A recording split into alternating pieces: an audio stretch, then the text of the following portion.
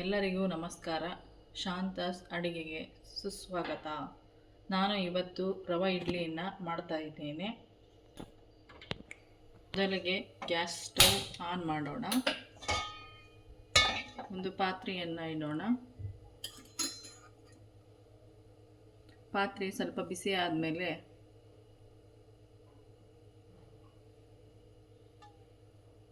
ಎಣ್ಣೆ ಹಾಕೋಣ.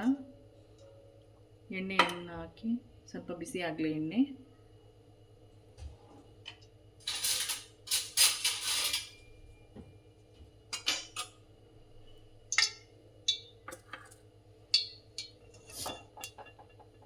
ಎಣ್ಣೆ ಬಿಸಿ ಆದಮೇಲೆ ಸ್ವಲ್ಪ ಉದ್ದಿನಬೇಳೆ,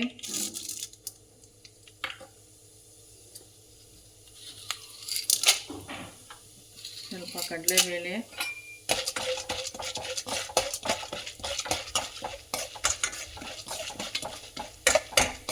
ಸ್ವಲ್ಪ ಉದ್ದಿನಬೇಳೆ ಕಡಲೆಬೇಳೆ ಫ್ರೈ ಆಗಲಿ, ಕೆಂಪು ಆಗಲಿ, ಸ್ವಲ್ಪ ಫ್ರೈ ಮಾಡೋಣ.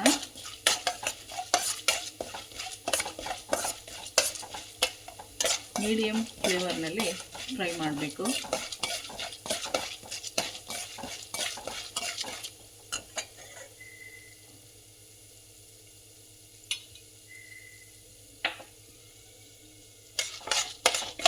ಆಮೇಲೆ ಸ್ವಲ್ಪ ಕರಿಬೇವಿನ ಸೊಪ್ಪು ಹಾಕೋಣ.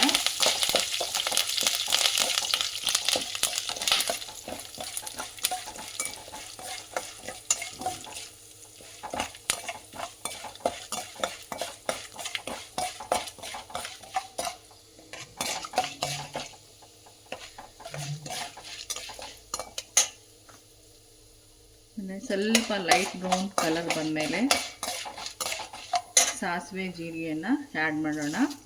ಯಾಕಪ್ಪ ಅಂದರೆ ಮೊದಲೇ ಅದು ಹಾಕಿಬಿಟ್ರೆ ಸೀದೋಗ್ಬಿಡುತ್ತೆ. ರವೆ ಇಡ್ಲಿ ಕಹಿ ಬರುತ್ತೆ.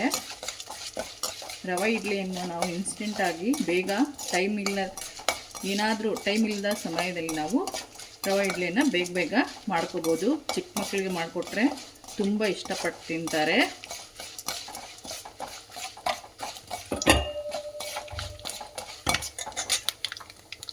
ಫ್ಲೇಮನ್ನು ಕಮ್ಮಿ ಮಾಡಿಬಿಟ್ಟು ಒಂದು ಕಪ್ ರವೆಯನ್ನು ಮೀಡಿಯಮ್ ಫ್ಲೇಮ್ನಲ್ಲಿ ಸ್ವಲ್ಪ ಬಾಡಿಸೋಣ.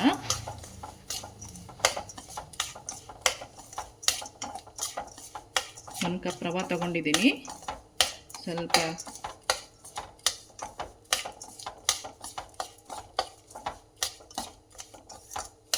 ಟೂ ಮಿನಿಟ್ಸ್ ಹಾಗೆ ಕೈ ಆಡಿಸೋಣ.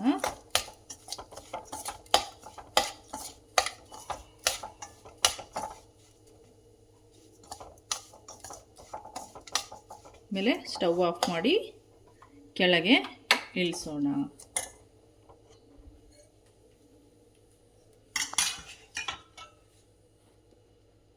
ಆಮೇಲೆ ನಾನು ಒಂದು ಪಾತ್ರೆಗೆ ಆರಲಿಕ್ಕೆ ಬಿಡ್ತೀನಿ. ಒಂದು ಪಾತ್ರೆಗೆ ಟ್ರಾನ್ಸ್ಫರ್ ಮಾಡ್ಕೊತೀನಿ.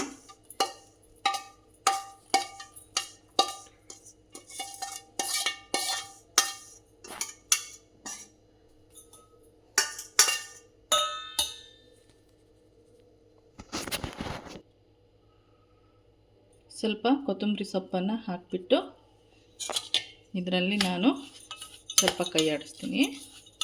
ಸೊ ಬೇಗ ತಣ್ಣಗಾಗಲಿ. ನೆಕ್ಸ್ಟ್ ಎಲ್ಲ ಇಂಗ್ರೀಡಿಯೆಂಟ್ಸ್ ಸೇರಿಸೋಣ. ಇನ್ಸ್ಟೆಂಟ್ ಇಡ್ಲಿಗೆ ಚಟ್ನಿ ಮಾಡೋ ವಿಧಾನ. ನಾನು ಕಾಯಿ ಚಟ್ನಿ ಮಾಡ್ತಾಯಿದ್ದೀನಿ. ಒಂದು ಮೆಣಸಿನ್ಕಾಯಿ, ನಮ್ಮ ಮನೆಯಲ್ಲಿ ಖಾರ ಕಮ್ಮಿ ತಿನ್ನೋದ್ರಿಂದ ನಾನು ಸ್ವಲ್ಪ ಕಟ್ ಮಾಡ್ಕೊಂಡು ಮೆಣಸಿನ್ಕಾಯಿ ತಗೊಂಡಿದ್ದೀನಿ. ಅದನ್ನ ಸ್ವಲ್ಪ ಎಣ್ಣೆ ಹಾಕಿಬಿಟ್ಟು ಮೆಣಸಿನ್ಕಾಯಿನ ನಾನು ಫ್ರೈ ಮಾಡ್ತೀನಿ. ಹಾಗೆ ತಿನ್ನೋದ್ರಿಂದ ಗ್ಯಾಸ್ಟ್ರಿಕ್ ಆಗುತ್ತೆ. ಅದರಿಂದ ನಾನು ಎಣ್ಣೆಯಲ್ಲಿ ಸ್ವಲ್ಪ ಮೆಣಸನ್ನು ಫ್ರೈ ಮಾಡ್ತೀನಿ.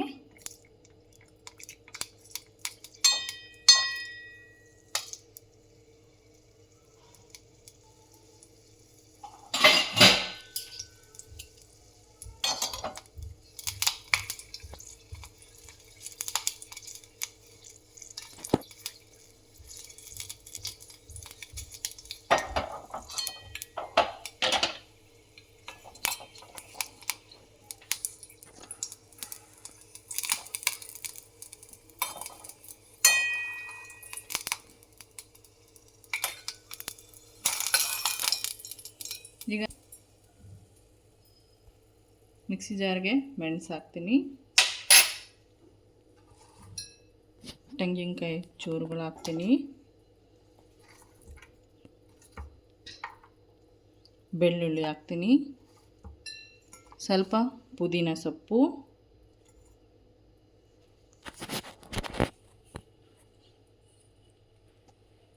ಸ್ವಲ್ಪ ಕೊತ್ತಂಬರಿ ಸೊಪ್ಪು,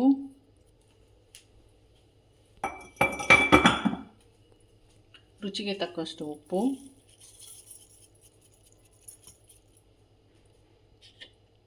ಹುಣಸೆಹಣ್ಣನ್ನು ಸ್ವಲ್ಪ ಹುಣಸೆಹಣ್ಣನ್ನು ಹಾಕ್ಬಿಟ್ಟು ಸ್ವಲ್ಪ ನೀರು ಹಾಕಿ ಸ್ವಲ್ಪ ಹುರಿಗಡಲೆ,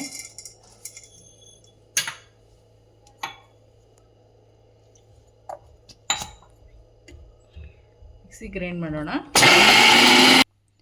ಬಿಸಿ ಕಮ್ಮಿ ಆಗಿದೆ. ಬಿಸಿ ಆರಿದ ಮೇಲೆ ನಾವು ಒಂದು ಕಪ್ ಮೊಸರು,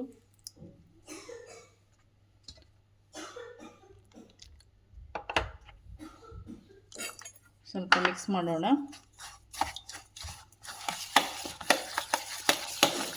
ಕನ್ಸಿಸ್ಟೆನ್ಸಿ ನೋಡ್ಕೋಬೇಕು, ಎಷ್ಟು ಇಡ್ಲಿ ಅದಕ್ಕೆ ಇದೆಯೋ ಇಲ್ವೋ ಅಂತ ನೋಡಿಬಿಟ್ಟು ಸ್ವಲ್ಪ ಸೋಡಾ ಪುಡಿ,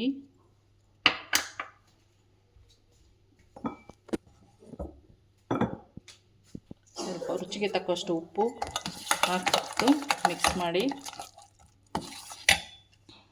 ಒಂದು ಸ್ವಲ್ಪ ನೀರು ಹಾಕೋಣ, ಚೆನ್ನಾಗಿ ಬೀಟ್ ಮಾಡೋಣ. ಸೋಡಾ ಪುಡಿ ಹಾಕೋದ್ರಿಂದ ಮೇಲೆ ಬಬಲ್ಸ್ ಟೈಪು ಉಬ್ಬಿ ಬರುತ್ತೆ.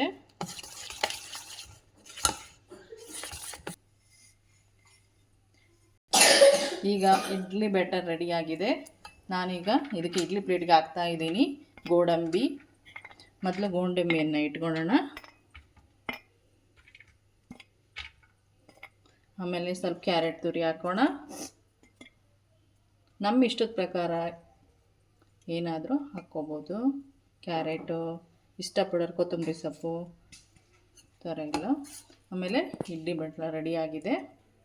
ಈಗ ಒಂದೊಂದೇ ಹಾಕೋಣ.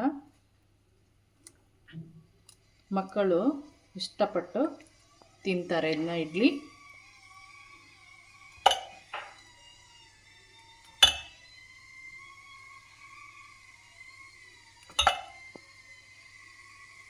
ಈಗ ನಾನು ಇಡ್ಲಿ ಪಾತ್ರೆ ಬಿಸಿಯಾಗಿದೆ.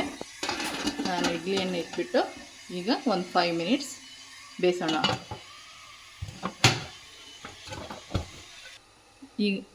ಈಗ ನಾವು ಆಫ್ ಮಾಡೋಣ. ಒಂದು 10 ಮಿನಿಟ್ಸ್ ಆಗಿದೆ. ನೋಡೋಣ ಇಡ್ಲಿ ಯಾವ ಥರ ಆಗಿದೆ ಅಂತ.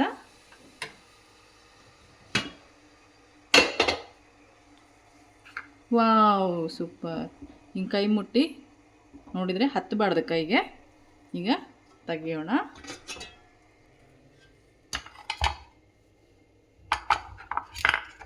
ಒಂದು ಸ್ಪೂನಿಂದ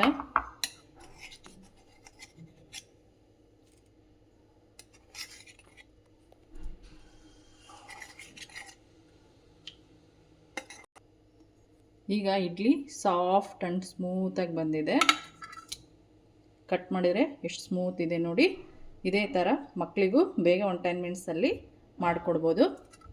ನಾವು ತೆಂಗಿನಕಾಯಿ ಚಟ್ನಿ ಜೊತೆ ಸವಿಯಲು ಸಿದ್ಧ.